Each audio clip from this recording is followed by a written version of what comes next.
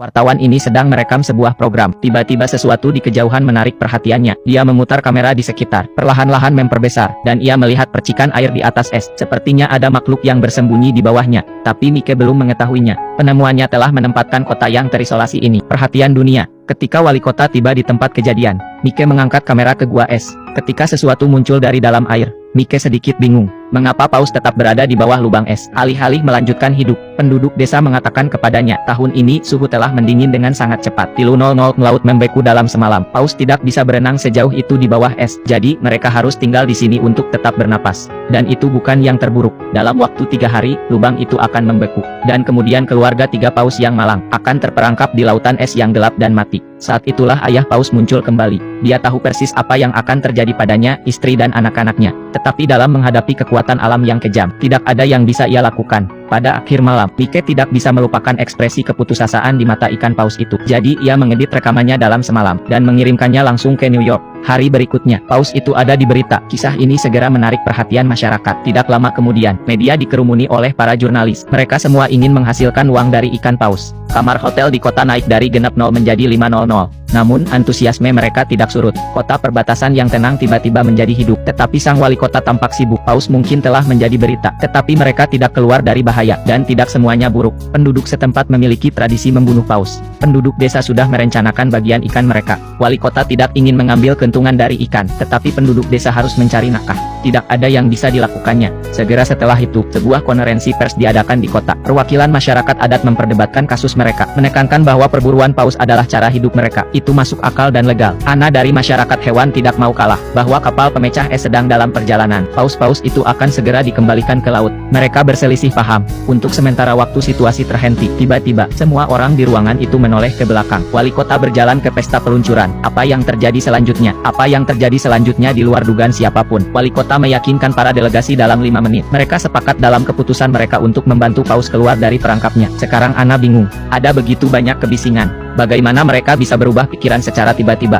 Tetapi ia akan segera mengetahui, ini tidak sesederhana yang dia pikirkan. Pagi-pagi keesokan harinya, para pria dan wanita siap untuk berangkat ke es di mana paus-paus itu. Atas perintah wali kota, para penduduk desa telah mengangkut taksi mereka. Perjalanan 7 km, untuk genap 0 per kepala. Lakukan apa yang Anda suka. Tapi, meskipun kota ini sedang ramai-ramainya, wali kota membawa anak buahnya ke atas es lebih awal. Mereka menggandakan ukuran lubang, agar paus dapat bernapas lebih baik. Menyaksikan paus dengan gembira muncul dari air, dan wajah ini memiliki senyuman kekanak-kanakan di atasnya. Bahkan ia tidak punya pilihan selain membiarkan penduduk setempat merampoknya. Untuk menjaga agar paus tetap hidup, dia harus menemukan cara untuk menghasilkan lebih banyak uang bagi semua orang. Dengan sekelompok besar orang yang datang, keluarga paus tampak keluar dari bahaya. Ana percaya bahwa begitu pemecah es tiba, paus akan dapat melarikan diri. Tetapi masalah baru telah membunuh harapan paus untuk bertahan hidup.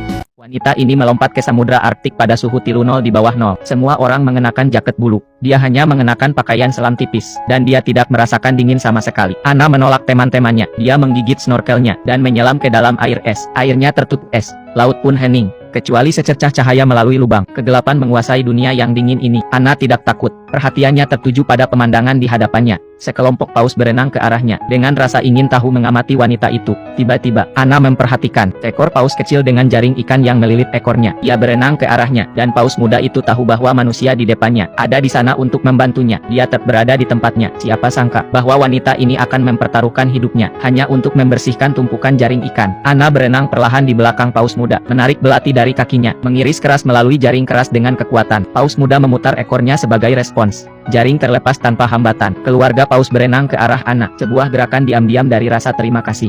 Ana membeku sejenak, kembali ke pantai. Dia dengan bersemangat mengatakan kepada semua orang, bayi paus tidak bisa berenang sendiri, karena jaring itu mencekik ekornya. Sekarang masalahnya sudah terpecahkan. Hanya harus menunggu es pecah, dan itu saja. Tapi itu tidak semudah yang Ana pikirkan. Menjelang sore hari, suhu udara turun secara dramatis. Air di mulut gua telah membeku lagi. Keluarga paus belum makan selama 7 hari. Untuk bertahan hidup, mereka telah menggunakan semua energi mereka. Dan bukan itu saja. Kondisi paus muda belum membaik. Meskipun mereka telah terbebas dari jaring, tetapi luka di mulutnya telah memburuk. Ia juga memiliki kasus pneumonia yang parah. Kerumunan orang bingung, tetapi tidak ada gunanya. Yang bisa mereka lakukan hanyalah berdoa agar kapal pemecah es segera tiba. Larut malam, suhu telah turun hingga -45 derajat yang belum pernah terjadi sebelumnya. Gumpalan es di mulut gua semakin tebal dan tebal. Setiap pergantian udara menjadi lebih sulit. Orang-orang memecahkan es secepat. Esnya tidak cukup cepat pecah. Mereka akan tenggelam di bawah air. Mereka harus meminta bantuan kota. Segera, Anna tiba di tempat kejadian dengan bantuan. Tom bersaudara telah membawa alat penyelamat es mereka sendiri. Itu ada di dalam air, sehingga air tidak akan membeku. Tetapi ketika mereka mengeluarkan Deicher, Anna terkejut bahwa yang disebut Deicher itu hanya sepotong papan busa yang diikatkan ke kipas angin. Tetapi melihat kepercayaan diri Tom bersaudara, tidak ada yang bisa dia lakukan. Ia tidak punya pilihan selain mencoba. Tetapi sebelum mesin itu bisa bekerja, generator mati lebih dulu. Suhu rendah membekukan bahan bakar generator. Anna bergegas menelepon Mike untuk mendapatkan generator baru. Dan dalam perjalanan, generator tidak boleh dimatikan, atau akan membeku lagi. Ketika Mike tiba dengan tergesa-gesa, dia akan naik pesawat, tetapi ia dicegah untuk melakukannya, karena kabin ditutup. Asap knalpot dari generator akan mencekik orang-orang di dalamnya. Paus berada dalam bahaya. Tidak ada yang bisa dilakukan Anna. Dia mengatakan kepada pilot untuk tidak menutup palka dan terbang dalam angin dingin. Sebuah keputusan yang hampir membunuh semua orang. Di jalan, semua orang menggigil karena angin dingin. Suhu di dalam kabin minus 70 derajat. Udara yang berhembus keluar dari kabin menghantam wajah mereka, berubah menjadi embun beku putih. Tiba-tiba, pesawat meluncur. Alarm berbunyi. Semua orang sangat gugup. Kelopak mata pilot membeku. Sulit untuk dilihat. Pesawat perlahan-lahan jatuh. Anna berteriak putus asa. Mike memikirkan jalan keluar. Jadi dia mengabaikan penolakan pilot. Ia memegang kepala pilot dan mulai menjilati matanya. Meskipun prosesnya sedikit menjijikkan, tapi itu bekerja dengan sangat baik. Beberapa orang tiba di tempat kejadian. Daya disambungkan kembali. Unit penghilang es berungsi. Krisis sudah berakhir untuk saat ini. Semua orang menghela napas lega. Tetapi pemecah es itu dalam masalah besar. Paus ini mencoba untuk bunuh diri. Dia menjulurkan kepalanya keluar dari air. Sekali pandang ke langit, kemudian ia tenggelam ke dalam air. Namun, manusia di pantai tidak tahu. Orang tua Paus menjulurkan kepala mereka keluar dari air untuk meminta bantuan. Orang-orang menganggap ini sebagai tanda bahwa mereka siap untuk pergi. Paus-paus itu putus asa, tetapi naluri mereka untuk bertahan hidup mendorong mereka untuk mengikuti lubang yang digali oleh manusia. Orang-orang sangat senang melihat Paus berangkat. Kegembiraan yang tinggi. Mereka berkumpul di pintu masuk lubang untuk menyaksikan. Dan saat itulah, Anna menyadari ada sesuatu yang salah. Bayi Paus itu hilang. Ia pergi ke lubang pertama untuk mencarinya. Airnya membengkak, tetapi Paus itu tidak terlihat. Anna bingung. Ia baru saja bersama orang tuanya. Bagaimana mungkin ia bisa menghilang dalam sekejap? Dan saat itulah, wali kota berbicara tentang hukum alam yang kejam untuk bertahan hidup. Bayi Paus itu sangat sakit. Orang tuanya enggan pergi untuk merawatnya. Ia tidak ingin menyeret keluarganya ke bawah. Ia harus mengorbankan dirinya sendiri. Ia berhenti berenang. Ia membiarkan tubuhnya tenggelam ke dalam kegelapan laut. Anna tidak bisa menerima kebenaran. Dia berteriak kesakitan. Dia ambruk ke tanah. Kesedihan menyelimuti semua orang. Tetapi penyelamatan terus berlanjut.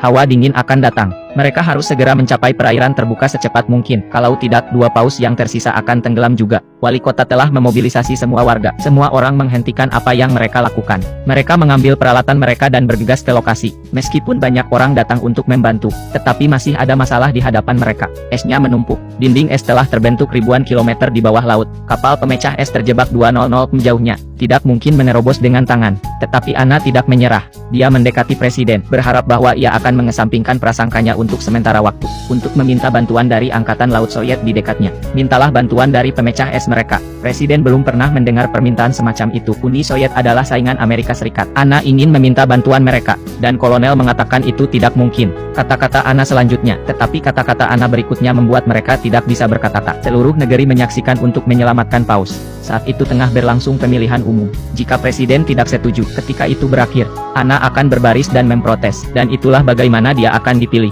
Presiden tidak menyangka Anna akan mengatakan itu. Ia tidak tahu apa yang harus dilakukan. Pada akhirnya, solusi Anna berhasil. Presiden ditekan, setuju untuk meminta bantuan Angkatan Laut Soviet. Ketika berita itu tersiar, media berita dunia meledak. Tidak ada yang bisa membayangkan, 2 rial perang dingin, akan setuju untuk bekerja sama untuk menyelamatkan paus. Berita itu sampai ke tempat kejadian. Kerumunan orang terinspirasi. Semua orang penuh energi. Segera mereka menggali sampai ke kaki dinding es. 425 lubang di seluruh lautan beku. Itu adalah kerja keras, tetapi semua orang senang. Tiba-tiba, sirene berbunyi, menarik perhatian semua orang. Di kejauhan, kapal pemecah es Soviet datang dengan cepat. Anna tidak menyangka Soviet akan datang begitu cepat. Pikiran bahwa paus akan segera dapat melarikan diri. Hatinya akhirnya lega. Namun, suasana di atas kapal pemecah es sangat berat. Dinding es itu lebih besar dari yang diperkirakan kapten. Tidak akan mudah untuk mencapai pintu keluar.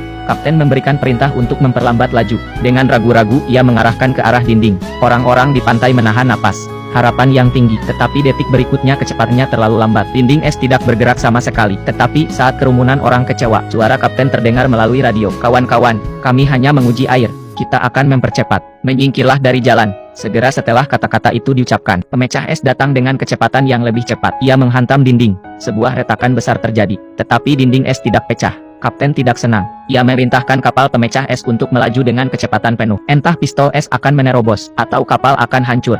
Dalam sekejap, hati para pria itu terangkat. Pada titik ini, pemecah es meluncur ke depan, dan dinding es pecah menjadi lubang besar. Semangat juang para pejuang sangat mengejutkan. Ini bukan waktunya untuk bersukacita. Kerumunan orang bergegas ke dinding dan menunggu. Namun, 1 menit telah berlalu, 2 menit telah berlalu. Tetapi paus itu lambat untuk menampakkan dirinya. Tapi, tepat ketika semua orang berpikir mereka telah gagal, sesosok tubuh muncul dari kedalaman, dan langsung ke langit, menyaksikan 2 ekor paus saling berkejaran, berenang ke kejauhan. Semua orang merasa bahagia untuk mereka dari lubuk hati mereka yang terdalam. Pada saat ini, orang lupa akan perjuangan antara politik dan kepentingan, melupakan perpecahan antara bangsa dan ras. Dalam menghadapi mukjizat besar kehidupan, mereka bersorak bersama. Untuk waktu yang lama mereka tidak bisa berhenti.